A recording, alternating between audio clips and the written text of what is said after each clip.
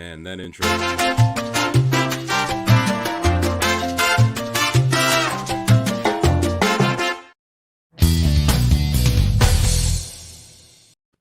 Oh, I should have known that. Welcome, ladies and gentlemen, to your favorite Heat pregame show before floor. I am your host for this evening, the Coop Commander, or the Cool Commander himself, Ricky J. Mark. And with me is an unexpectedly elite panel of 5 Reasons sports contributors and insiders. We'll start with the Dawn of Culture himself, Greg Sylvander, our insider, our man in the middle, literally. We've got the young prodigy Brady Hawk, the beautiful bearded brown man himself, Jonathan Ramlakan. We have Alejandro on the ones and twos right over there. And of course, we've got a special guest, the chief of the post-up himself, Mr. Royal A. Shepherd. How are you guys doing this evening? The boy feeling good. There it is. There it is. But before we get into the festivities and all the fun stuff, let's pay some bills, as we do, of course, in postgame.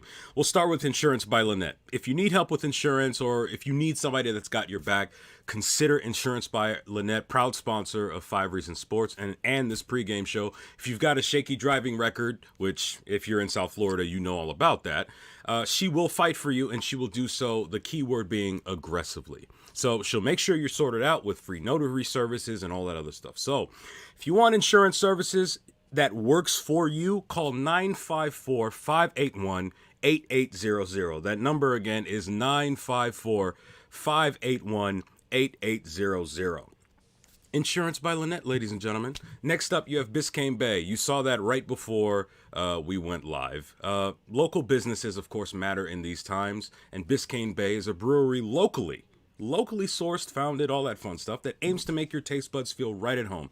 They've got a variety of different brews that may very well cater to your needs. So once we're out of COVID, once everybody's properly vaccinated and the party start, the real good, safe, smart parties start again, why not crack open a cold one? And of course, you can go to BiscayneBayBrewing.com and you'll have all of that at your disposal. Now, let's get started, shall we? Let's start with our man in the middle. Can you give me an idea, Greg, of our... Oh, wait, no. Brady's here. How about that? Hey, Brady, can you give us a quick rundown of what you picked up in pregame, how our injury report looks, how are things looking for Miami tonight? I have a feeling it's not that great. Yeah, obviously the same ones that have been popping up. Tyler Hero, Victor Oladipo's still out. But the big one that popped up, Jimmy Butler is out tonight. Flu-like was the word they used, but obviously Eric Spoelstra talked about it, said he tested negative. He's just been under the weather. And then obviously after tonight, they have 2 days off, so that's going to cater well to them. And then on Dallas' side, no Porzingis, no Maxi Kleber, and I think no Tyrell Terry, and that's pretty much it. Yeah, that Maxi Kleber, that's going to hurt them. Yeah. I'm gonna. He's actually pretty damn good. Yeah. Well, you know what? Tim That's Hardaway fair. Jr. is out too, right? Tim Hardaway Jr. is out as well. Is he? Word. Yeah, I see that on ESPN. It says that Tyrell Terry is out with the personal reason. Tim Hardaway Jr. is out with an ankle, and Kristaps is out with his knee. Okay, so that actually fits right in with what Brady was saying, which I guess that makes sense. Greg, I'll go to you. I don't know why I stumbled over my words there. Give me an idea of what we can expect from this Heat team tonight with Jimmy potentially being out and with some of our guys ailing and Hero not coming back. What can we expect heading into this? This should be fun. Yeah. It'll be interesting because I think they're going to have to hit threes tonight. Like, tonight is not a night where they can shoot like they shot in the last game against Charlotte. They're going to need to do more of what they did against Cleveland, where I think they clipped up at 50%. They're going to need guys to step up. I mean, it's not all lost in just that I think they have enough wings. I think that I read Iggy is back tonight, and that'll help maybe with Luka a little bit as they try to find some, long rangy guys on him.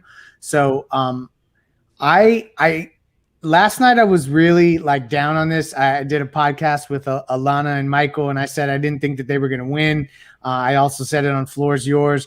I still probably would lean in that direction, especially with Jimmy out. But this is a great opportunity for Bam and Kendrick to keep it going, Goran to keep it going. So I think that that's really the recipe, but it's going to come down to 3-point shooting. That's what's going to happen tonight for them to overcome no Jimmy.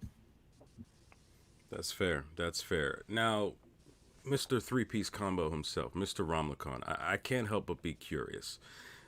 We've got Duncan Robinson that has been back and forth. In many ways, if he's having a good night, usually that gives Miami a much better chance to win. Given what you've seen from this Mavericks team this season, do you see Duncan Robinson actually taking advantage of what they're offering him out there tonight? Yeah, I think with, especially not having Tim Hardaway Jr., a guy who's not a great defender, but he's a guy that can stay in front of you. I think that we can get Duncan Robinson a little bit more open. Obviously, with Jimmy out, he's going to have a lot more attention on him. So with that, he's going to have to work a little harder to get his shot open.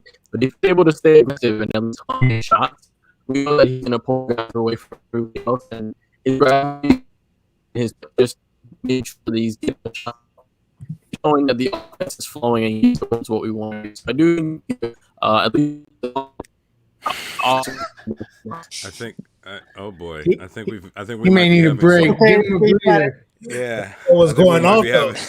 We might be having some You technical. need a sip of Gatorade difficulties Zero. in the midst Royal, of what you got for us? Yeah, for real. You were next, anyways. What's up? So nothing much. I think it's going to be interesting to see what Bam decides to do this game. Normally, without Jimmy, he tends to step up to the challenge. And I think with the way that he's been playing lately, then he will be able to carry us to a win. Especially, I saw on Twitter that it was probable for Tim Hardaway Jr., so it's not definite that he's out yet. But if he's probable, then, I mean, if he doesn't play, then we have a better chance. But even if he does play, I'm looking at Bam this game.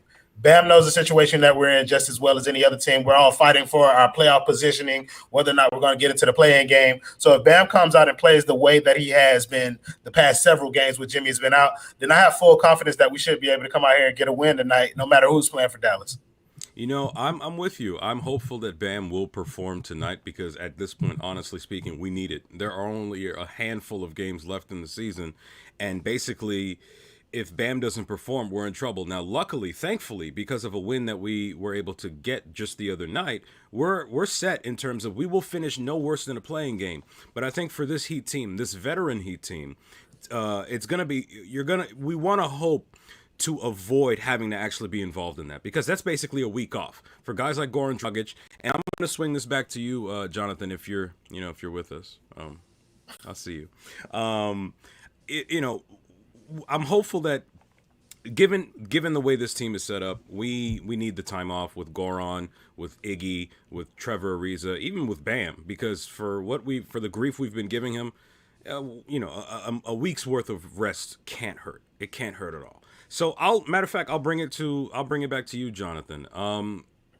There's always a special kind of situation when Goran Dragic goes up against one of his countrymen. Dating back to 2010 when he was beefing with Sasha Vujacic in the conference finals as a member of the Suns, all the way to when he was in Eurobasket winning with Slovenia, to now when he's playing with what could essentially be considered a protege. If he is able to play tonight, Jonathan, how do you see Goran getting into the teeth of the defense and making a difference for this Heat team? Well, I think with Goran, you have to understand with where he's at right now, you're not going to get a really super efficient Goran. He's going to be more of a high volume guy, especially in the situation where we don't have Jimmy Butler. We're going to probably look for him to create a little bit more, do a little bit more pick and roll with Bam, or even with Dwayne Dedmon. He has a pretty solid pick and roll game with Dwayne Dedmon as well. So I think we can see Goran really just utilize those screens to start to get into the paint. He's not as fast anymore to get guys one-on-one, although he did cross up LaMelo Ball last game. So I'll give him props for that. So I do think we can get a decent game from Goran. I'm expecting maybe like 15 to 18 shots and then going route, like 45%. Not the most efficient game, but I think his offensive production, his scoring output will be there. I think we should. I do think we should temper expectation for Goran's game tonight because he did play 30 minutes in the last game versus Charlotte. So we want to make sure that we're understanding how Goran has been playing, coming off of heavy minutes in games before. So I want everybody to temper their expectations going to this game. I don't expect him to have that big of an output. I do expect him to facilitate a little bit in the absence of Jimmy, but don't look for the scoring outburst. So I see we've got a donation of $1.99 from Christian Carduce, if I'm pronouncing your last name correctly. Who are you, and what have you done with Leif? The clean shaven. That's everybody's catching on to that. I didn't realize that I was such a distinguished goatee person, but it grows back, and I'll head to the barber, get a fresh fade, line me up. That's what's up. But for now, we're clean shaven. You see, honestly, it's crazy. I actually had that in my pregame notes. It was only a matter of time before someone was gonna comment on that in the comments. But I'm glad that you were able to address the elephant in the room. Brady, I've got a question for you. I'm curious. We've been seeing lately that apparently Luka Doncic has been dealing with a bit of a temper issue. I mean, I wouldn't say he's necessarily as volatile as PSG was today when they lost to my Manchester City team in Champions League, but it seems that based on where we are right now, he is one technical foul away from a 1-game suspension. Do you think that could actually play a role in how aggressive he can be tonight? I think that would have played a case if Jimmy Butler was playing, because I think he could have got him to 16th Tech of the Year, probably got him that suspension. But due to the fact that he's out, there's probably nobody else that's going to be chirping in his ear like that to get him going. But even though the way he's been getting technical fouls is on his own, just wanting calls. So I do think it's going to be interesting with him, because he's able to, last time they played the Heat, he scored well. He didn't shoot well from three. But Miami played good defensively against Dallas last time around. They defended them all pretty good defensively. They ended up with 93 points. The issue was that Miami's ended up scoring 83. And that goes back to the points that, Greg made about 3-point shooting. They just need to score the ball. It makes it harder without Jimmy Butler, but they're just going to have to find ways that a Duncan Robinson, a Kendrick Nunn, somebody steps up to give them that extra offensive boost. Because we know I'm sure we'll get to it, but the starting lineup, who plugs in there, it doesn't look like you're going to be getting any added offense in that spot. So I'll swing this over to Royal. The last time the Heat played the Mavericks won by 10, and Miami, as Brady just mentioned, only scored about 83 points. What are some of the differences that you think you'll be able to see tonight in terms of what this team is going to bring to the table compared to what that Heat team faced or was basically exhibiting the last time they played the Mavericks? So I think, for one, that we're going to get more than 19 points out of Bam, which is what we got in that last game versus them. I hope so. I see that we get more than 19 points. And I think the way that this team has been playing now has been more akin to what it was last year, which is the sum of their parts as opposed to just focusing on one person. I know Ben probably said something ridiculous in the comments. I try to stay away from him, but I think we're going to get a better performance from Bam. I also believe that we're going to get a bigger contribution from Kendrick Nunn, who has been essentially our third best player as of late. And I think that's going to be enough. And then I do believe that we limit Luka Doncic to under the 27 points that he got last time. I know that's a tall task, but I think that we're capable of doing it if we stick somebody like Trevor Ariza on him, and then let's rotate defenders. Yeah, that's going to be interesting to see. I must say. Oh, go ahead, Greg. Go ahead, man. No, I was going to just add on to that point. Last time Jimmy didn't play, at least I don't know if this was the last time, but the game that comes to mind for me was that Sunday game against Brooklyn where Bam hit the game winner. He was super aggressive. So like there is a blueprint for them winning games like this. And I also think that I wouldn't be surprised if in certain scenarios, since no Porzingis and no Maxi, however you say his last name, Kleber. Why not like let Bam switch out on Luka a couple times? Like I want to watch some of that. That's what's up.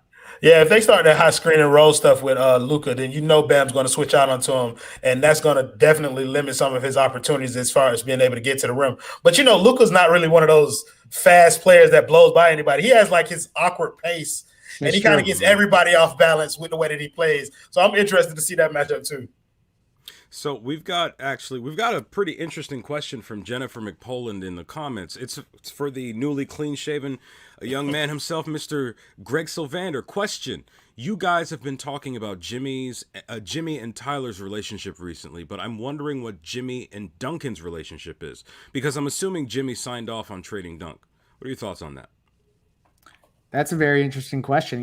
We haven't really the people we talked to around Jimmy, we haven't really talked a lot about Duncan, truthfully. And so, you know what? Like when I don't know an answer, I was taught this when I used to work retail. I don't know the answer to that question, but I do know someone who does. So I'm going to go ask them and I will get back to you on that. All right. That's perfect. So next up, this one's first for Ramlakan and then back to you, Brady.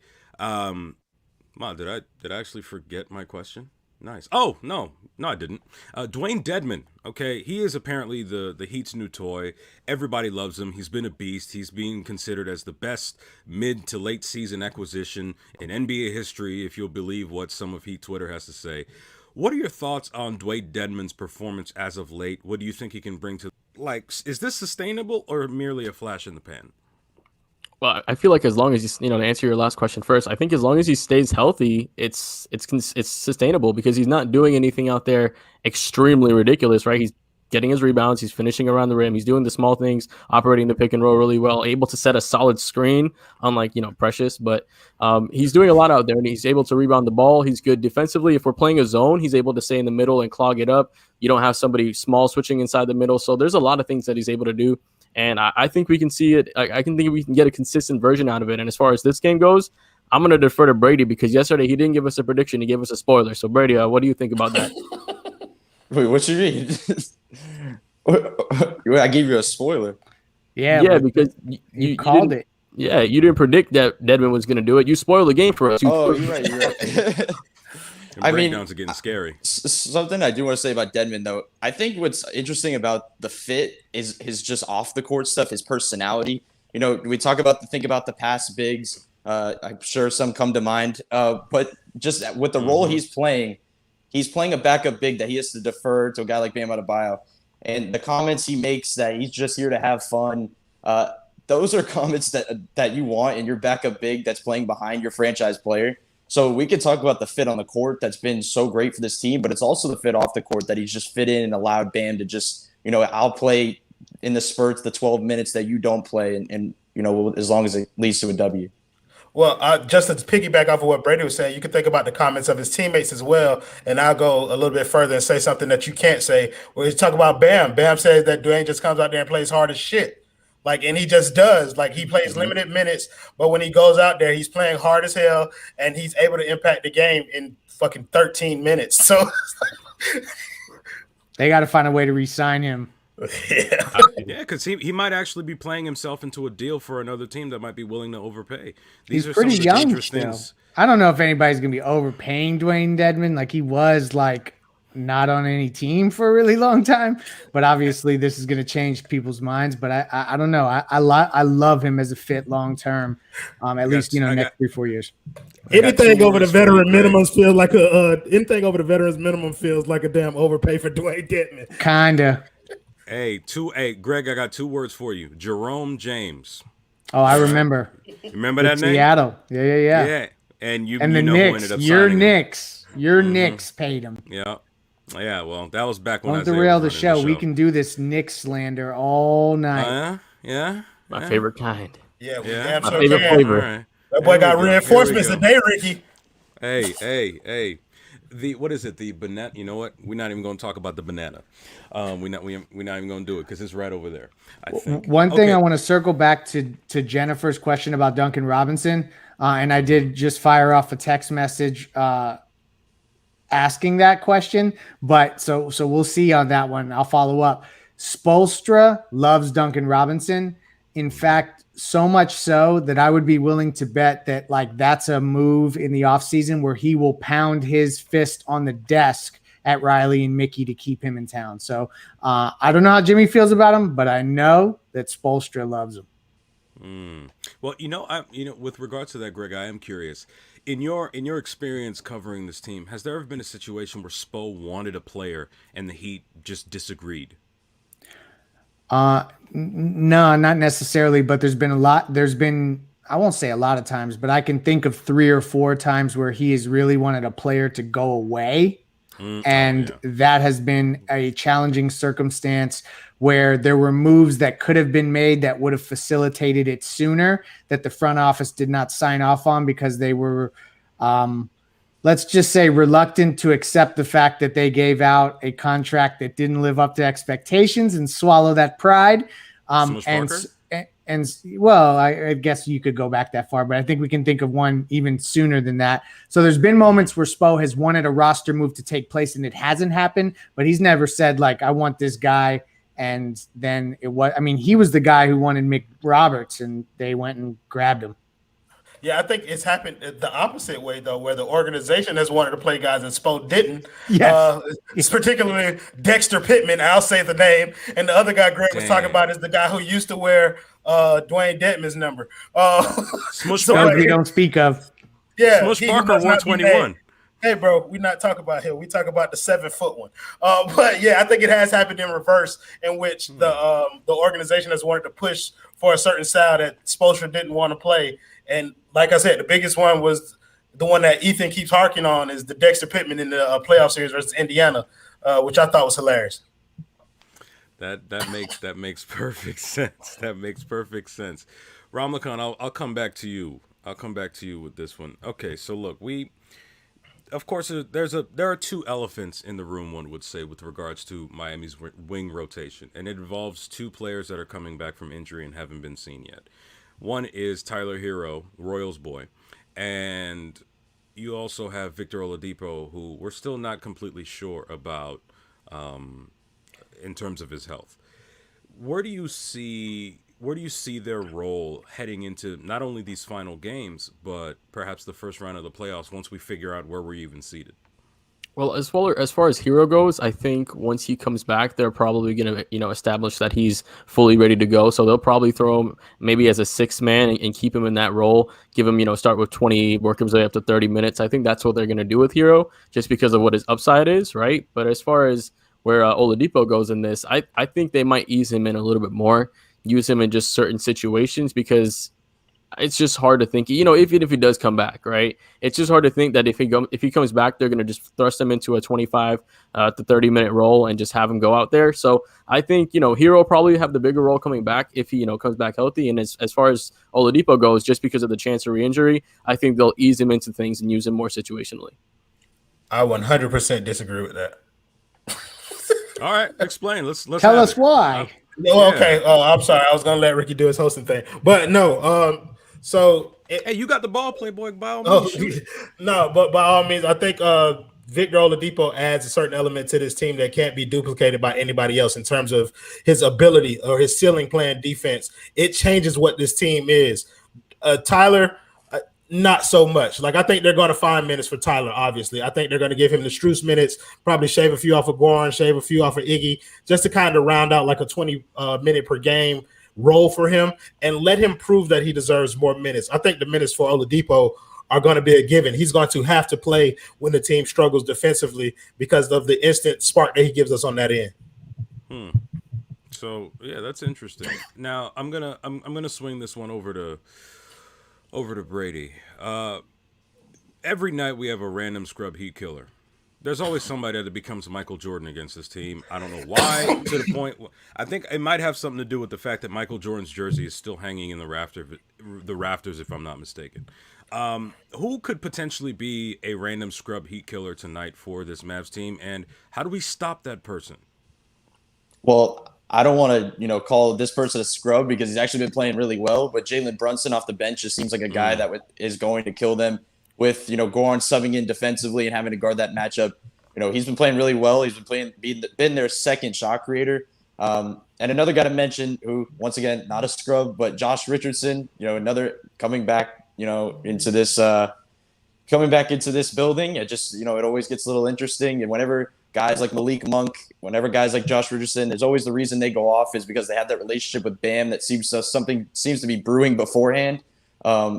That's a player to watch to kind of put some points on the board in this one. I have a couple options. Yeah, I got one too. Trey Burke's ass is probably going to score like 27 tonight, Michigan. so that's not cool. JJ Redick, I saw he played 14 minutes against Sacramento. They just lost to Sacramento. They're going to be so pissed tonight. That sucks. JJ Redick, that always can be an issue. And the last one that I'm going to throw out there is and it's because the Heat have a connection to him. Dorian Finney-Smith, the Heat were minutes away from signing him. They thought they had him as an undrafted guy, and then he went to Dallas. And that's interesting. That'll be a guy. He's played well lately. So because people have never heard of him, he'll be called a random scrub heat killer, but he ain't no scrub. So I want to piggyback off of your Trey Burke pick because that's who I was going to say. He fits the profile of the random scrub heat killer, the little quick point guard who just does shit that annoys you the entire game. He's probably going to have 13 rebounds against Zion tonight. But the random name that I'm going to throw out there is Boban. Like, he's not a scrub at all, but that size has been something that Miami struggled with all season long. Mm-hmm. He's the biggest human being in the NBA. So I think that he's going to come into the game and have an instant impact because for some odd reason he always does. Yeah, I'm with you on that one, Royal, mainly because Bam, of all players, he's the one, despite being athletic, despite being able to jump out of the gym, for some reason when it comes to bigger players, he gets, swallowed up essentially. It's unfortunate. So I hope they don't, I hope they're able to run circles around that guy. So here's where we're at right now, guys. We're coming up on, give or take, a half hour, 45 minutes into the game. How do you guys feel? I'll start with Greg, Brady, Jonathan, Mr. Royal A. Shepherd himself, and our producer, if they're not currently having a contest or a concert in the arena, because they be loud in there. Who wins tonight, Greg? I'm going to go with Miami because they're 3-1 against the spread versus the Mavericks since the start of 2018.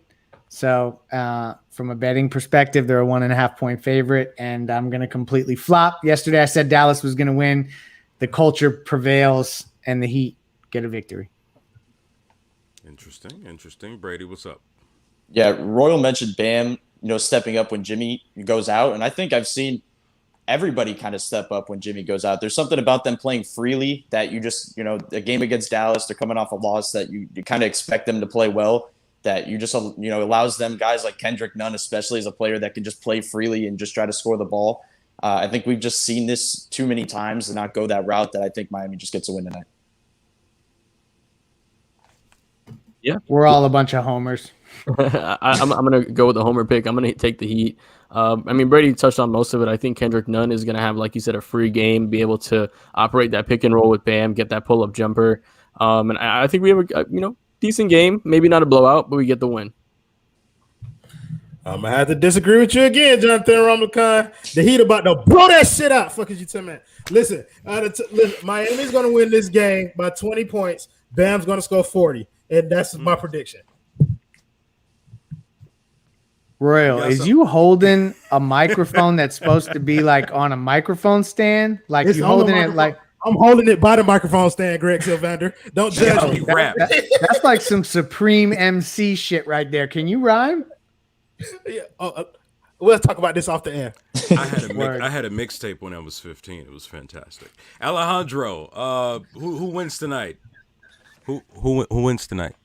He can't hear. The Heat? Okay.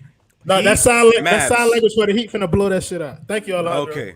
Well, okay, so I'm gonna have to disagree with all of you. I think the Mavs are gonna run away with this one. They have to. It's my goodness, you're talking about one of the best young players that we've ever seen. If LeBron James grew up in Slovenia, his name would be Luka Doncic. That's the Don, okay? Let's be real about this whole situation.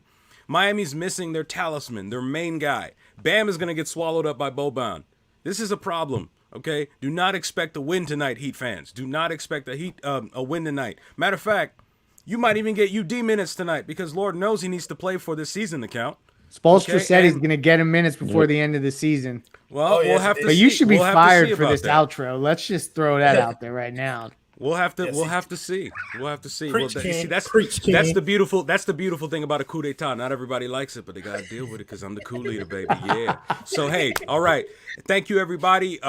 This has been a solid, fantastic, wonderfully led and hosted before floor episode, if I do say so myself. Thank you to Royal A. Shepherd, Jonathan Romlicon, Brady Hawk, Alejandro Villegas on the ones and twos, and of course, the commander himself, Ricky J. Mark. And the Knicks suck. Don't forget the Knicks suck. Yeah, Knicks in 6. All right, over to Alejandro. He'll take 3. Fuck is you telling me? He's just really under the weather. He's tested negative, but Knicks in 7. He really was not feeling well. So he's not playing tonight. Everybody else that played the other night is playing, and that's who we're focused on right now. Was Jimmy a shoot around? Because we just heard about this now. Did he try to go through shoot around or? Yes. So it was something between now and then. Your team has always been about taking challenges. You told us there's been very few times like this season. It's always something. How well prepared do you feel your team is, because everything constantly is changing this season anyway, to go through a non-Jimmy Butler night? I think mentally and emotionally and competitively, we're as prepared, for the unpredictable and the things that you can't control as well as anybody, in this league. So our guys understand, the challenge, the competitiveness that we can anticipate of this game, and our guys relish, these kind of competitive games. And then the other part of it is Andre was questionable. Was that decision for him to be cleared made independent of Jimmy, or because Jimmy was out, was it, we need to get Andre get in No, there? it's not. Those are two separate decisions. Thank you. Up next, we go to Tim Reynolds. Hey, Eric. We talked with Udonis this morning. I know there are bigger things tonight, I understand, but Yeah. Are you hopeful that he could get – is there a chance he could get some run before the end of the year? Yeah, for sure. Okay. And I'm gonna make it happen. oh, okay. Yeah. And again, his impact on this team has been, especially in a year like this, where there's been just so many unpredictable things thrown at you, to have that kind of leadership, developing and bring stability to everybody in the locker room, whether you're young or, a 30-year-old veteran. UD's the guy that can bring that kind of leadership and stability. And you just can't put, a price or an analytic on it. And if you try to explain it to some people, they might not even understand. But everybody in this building, is really, grateful to have UD here, providing and doing what he does. And on Andre, he's been on the report, obviously, for pretty much most of the season. And obviously there are nights when he can't go and the hips to whatever it is to allow him to go. When he has been out there, though, for you, especially in fourth quarters, he's been great. What does that say just about where he is at this point in the career, that he can still find ways to empty the tank and do a lot of really important things for this team? Thank you. Yeah, it shows you, how much of a winning impact you can have in this league, even at his age, with a great basketball, an uncommon basketball mind, and a wealth of the highest level of experience. As many playoffs and finals trips that he's been to, and a skill set that I think has aged really well. The fact that he can handle the ball, he sees the floor, he can play with or without the ball, in a league that has become a little bit less of all those things. It stands out even more if you have that kind of skill set. He really has been invaluable, to our success. I love having him around. He's an absolute winner, but also just a Swiss Army knife that you can plug into a lot of different places. And with all the moving parts this year, you need guys like that. Next, we go to Cooper Moorhead. So this is a bad timing since he's not playing, but bigger picture, Jimmy's having probably a career year. If you look kind of holistically at all the various metrics around, he's top 5 in a lot of them. Yeah. And yet he seems to be kind of on the outside looking in for some of these award conversations, especially MVP. Do you think he's, whether or not he should be first place in everybody's mind, is he flying a little too far under the radar right now? Yeah, right now I would say so, but I think all the individual, recognition, I think we were probably overlooked, from the first half of our season when we had, a lot of our guys out and we weren't performing and playing, at the level that was expected. I think if we had a complete year and a full year and health and everything, Jimmy Butler, in my mind, has to be in that conversation, for MVP. I think his game is just continuing to grow, and that's as a winner, as a throwback player, a guy that really impacts the game on both ends of the court. Truly does. He truly does. It's not just talk. He has as much of an impact on the defensive side as he does the offensive side, vice versa. All right, Coach, that's it. Thank you. Thank you.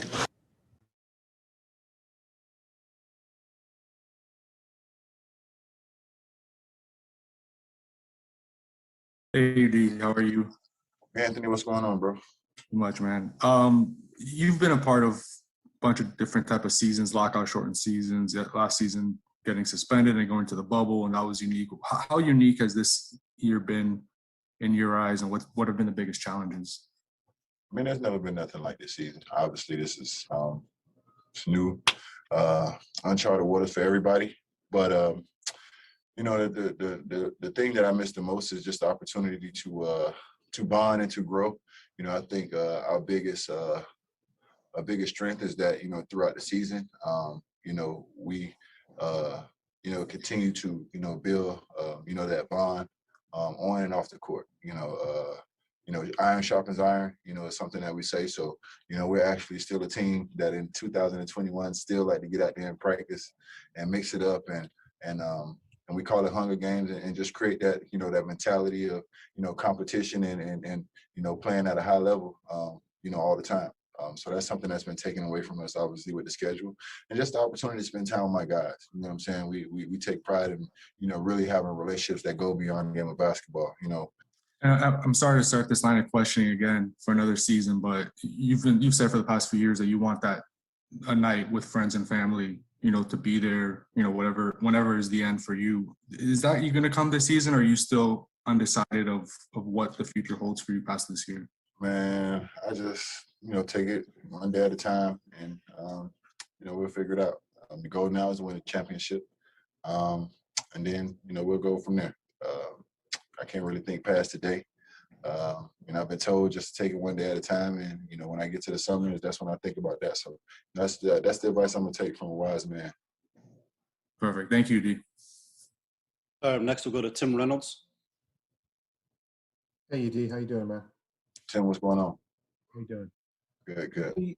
The last year's Hall of Fame class finally gets enshrined next weekend, and you obviously played against Kobe, against Timmy, against KG. Other than being three of the toughest guys to ever walk the planet and three of the best players to ever live, was there something else that jumped out at you about those guys, either collectively or individually, that just separated them and made greatness even greater? Tough guys, you said? Yeah. Well, tough, elite, all of it. Just was there something about two of those guys? I would probably say I consider tough guys, and that's more so mentally tough. And one of those guys just do a lot of this. That's not tough at all. So we going this the definition of tough guy don't go by guys that do this. You know that, Tim. So I understand. I want to take KG. You probably want to take KG off that tough guy list. Now, great basketball player. Great basketball player, yes. Those guys, competitive spirit. Those guys, the way they led their teams, all in different ways.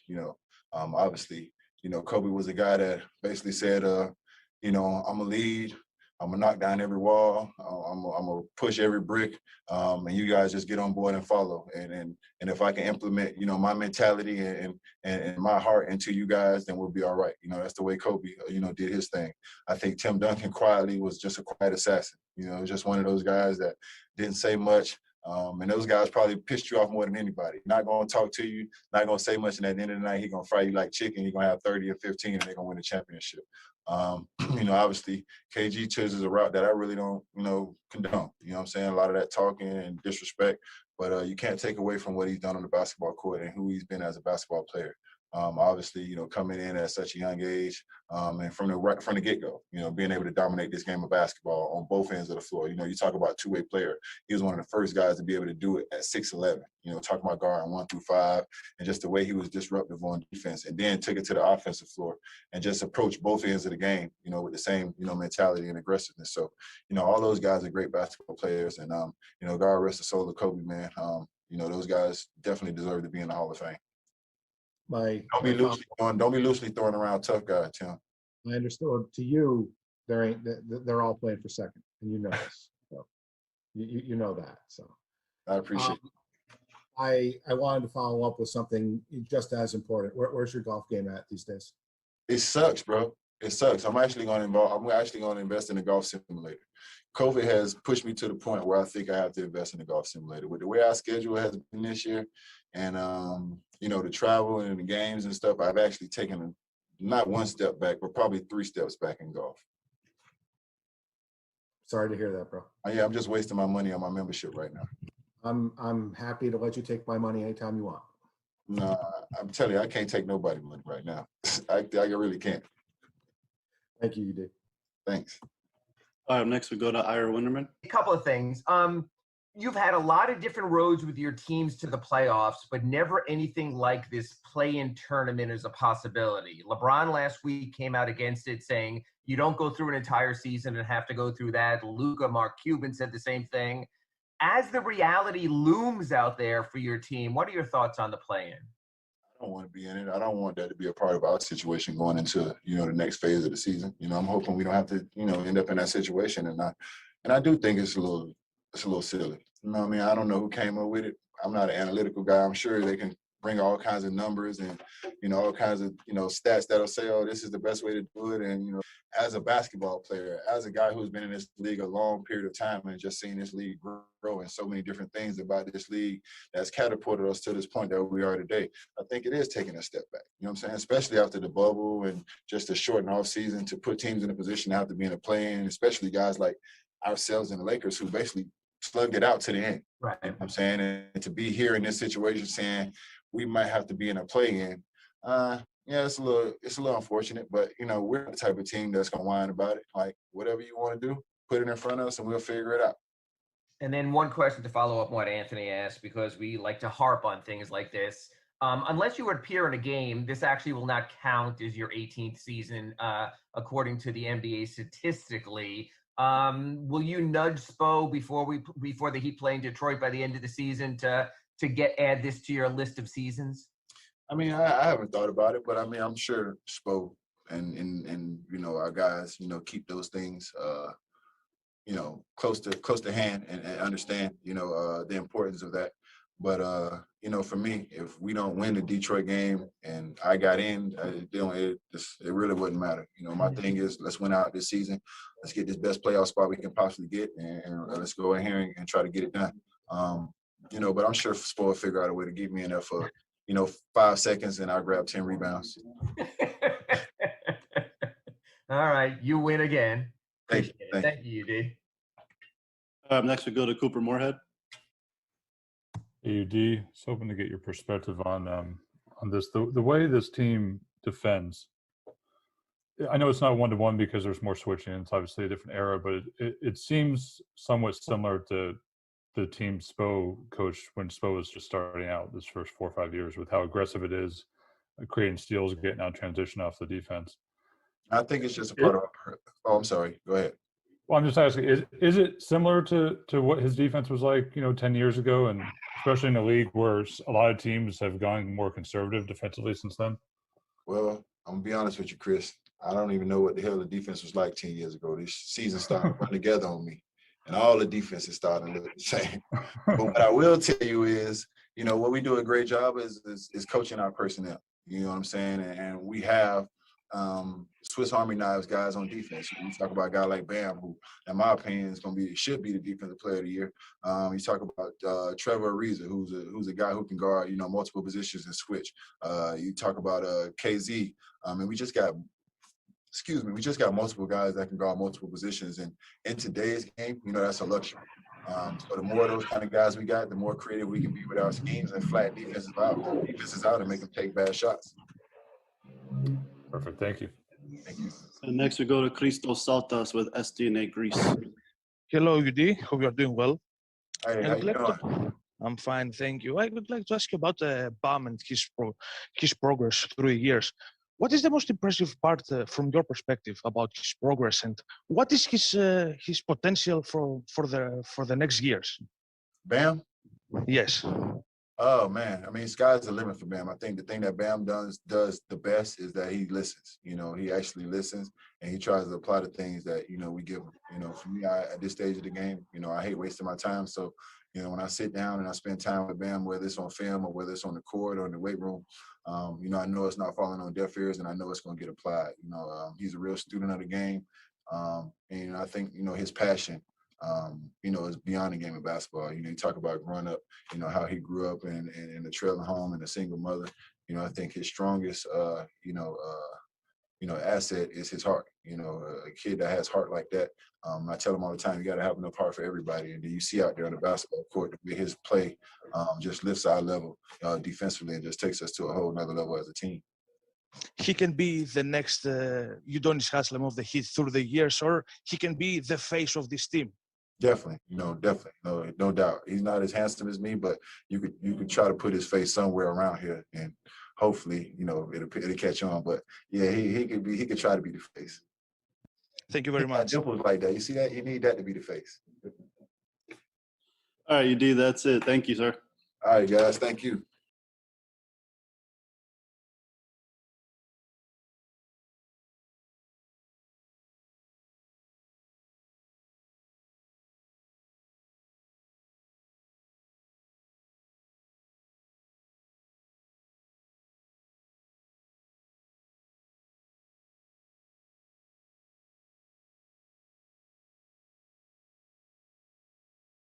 To the shoot around, the Miami Heat beat the Cleveland Cavaliers and the Charlotte Hornets by double digits this past weekend. Ariel, did we learn anything about the Heat in these last two games?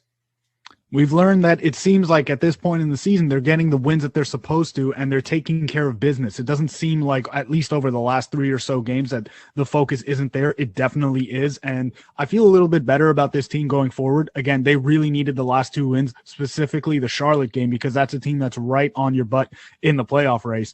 And so that was a really good win. Both games against Charlotte and Cleveland, the Heat found a way to blow the game open, and that makes me feel pretty good about their chances going forward. Yeah, definitely want to see some consistency, though. And tonight they're playing against the Dallas Mavericks, who, although they're missing Kristaps and maybe Maxi Kleber, they're still a good team. They're a good offense. They're pretty serviceable on defense. Do you think are there any keys as to how they should win this game? As far as keys, like you and I were talking when we were looking into some of the numbers earlier before doing this, that they're a high pick and roll usage team, and you would expect them to be a very good pick and roll team because they've got Luka Doncic, who is spectacular offensively and is a one-man offense on his own. So if I'm the Heat, I'm involving Bam on having him guard whichever guy Luka is including in that pick and roll every single time, so that we get more Bam switched out to Luka. I know Heat fans are a little bit scared of Bam on the perimeter, but when it works, it works really well. And I would love to have Bam just lock Luka up on the perimeter. I think that's the Heat's best chance to win. And so I would expect a heavy dose of Bam and Jimmy on Luka tonight. Yeah, they shouldn't have any bigs that really punish the switches that much. If Bam ends up on Luka too, it's not like we're playing against some really big-bodied guy that's going to get a bunch of boards. And if they do, Dwayne Dedmon is going to come in for 15 minutes of mop-up duty. But cool stat about this game, the Heat are currently 2-6 on Tuesdays this year. Don't know why I saw that. And I decided to look at the Mavericks. They're 2-0 on Tuesdays this year. So history says that we should lose this game. I think we're going to end up winning this game. I like what you said about pick and rolls. Luka is unbelievable at pick and roll. Slow down the pick and roll. You can win the game. That's all we want to see. A Heat W, and then I think both of us will be pretty happy about that.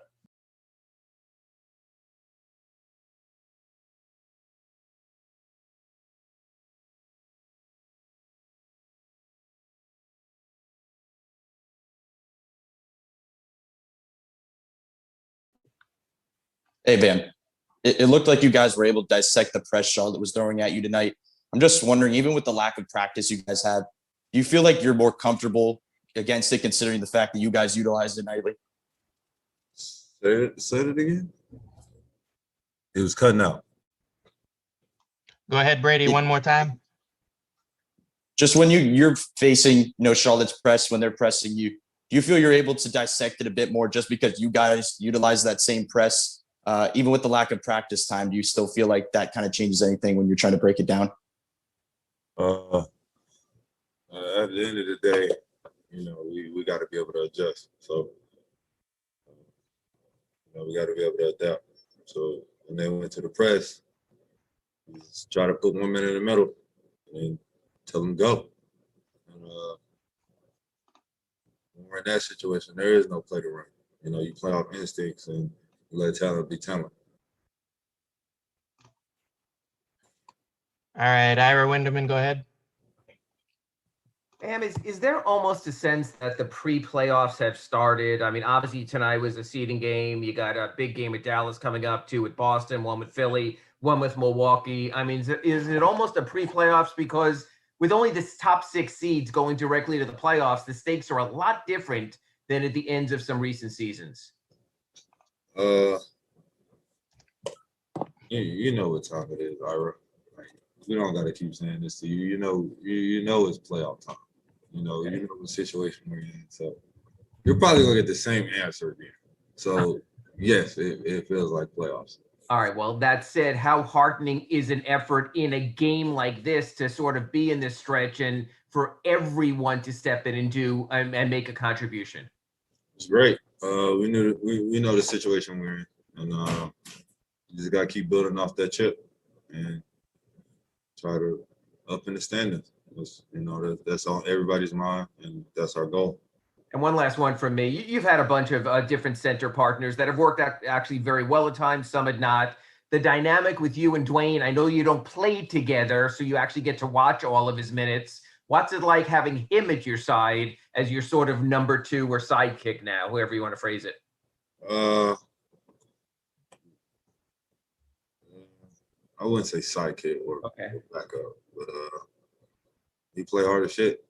That's what I love about him. He brings that energy, he brings that intensity that we need that, and he does it at critical moments. Like today, they went on a run and he gets somebody misses a free throw and he gets the offensive rebound and gets an and one. Just little things like that, and he's a great communicator. He plays hard, so.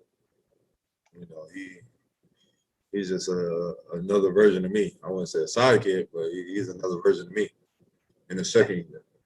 Thank you. Anthony Chiang, go ahead. Hey, man, sorry about that. I know defense has kind of led the way for you guys for most of the season, but does it feel like you guys are finding your stride offensively over these past few weeks? And what do you think has led to the recent improvement on that end of the court? Defense. Just by active hands, getting deflections, and we're able to run out and get easy transition buckets. And that adds on to our offense, because that's technically offense. But yeah, our defense is really leading us home. We just need to keep locking in and keep getting stops and get deflections so we can get easy baskets or run on misses. Thanks, man. All right, we got Alexander Toledo, 5 Reasons Sports. Go ahead. Hey, Bam. So if I remember correctly, at the end of the last post-game scrum, you finished up with some initials there. Use the initials DPOY. I think more and more people have realized the type of defender you become over the past couple of seasons. Do you feel that with you guys ranked as highly as you've been on the defensive end, that you're a real candidate for Defensive Player of the Year? Yeah. I do. It's one of those things where, you got to watch us play to figure it out. But, I float under the radar because I'm not a big name in this NBA. But show my work. It's somebody will look at me and be like, okay, he's the Defensive Player of the Year. And here's the reasons why. And that's the bottom line. I feel like I am. All right, Bam, that's it. Thank you. Black Lives Matter, people.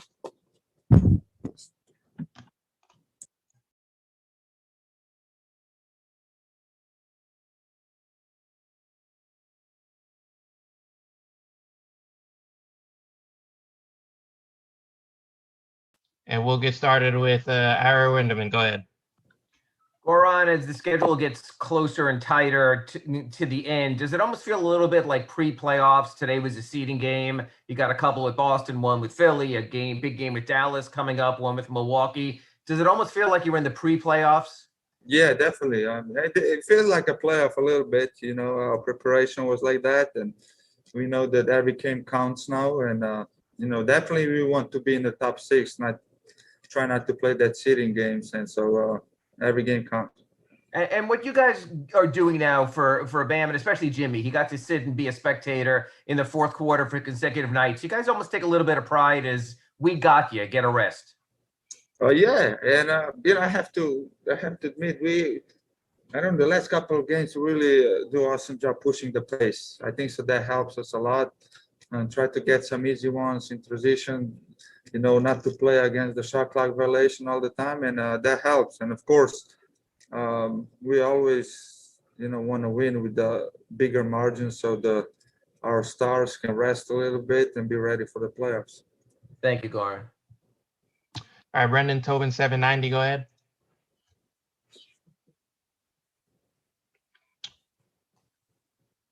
Brendan, go ahead. You have to unmute. Yeah. There we go. Sorry, go on. Just tune yourself up as the playoffs are closing in. You played on the back-to-back. Spo said that he's loving your competitiveness and what you brought. Just this whole season has been kind of a process of making sure that Goran's ready for go time. How do you feel? How close you are to that level right now? I'm getting there.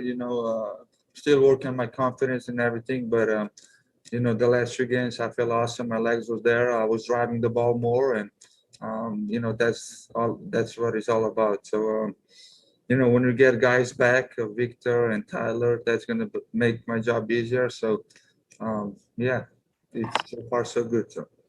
And one off the game, you had a hilarious social media interaction this week where Shaquille O'Neal falsely remembered that he had choked you out. Can you just reflect on what the hell went on this week? Where the funny thing, when I was a rookie in Phoenix, he was telling me that story how he choked Gordon Gidicek. And now I don't know if he confused me with him. Maybe we look alike or something. But I was not even on that team when he choked him. So that's why I had to come out and clear the situation on Twitter. So I saw Matt Barnes got back to you. Has Shaq gotten back to you and apologized for the mistake? Excuse me? I saw that Matt Barnes and you interacted on Twitter about has Shaq. Yeah. I mean, those guys. I play with those guys, so they are great guys. I love their show, so appreciate everything.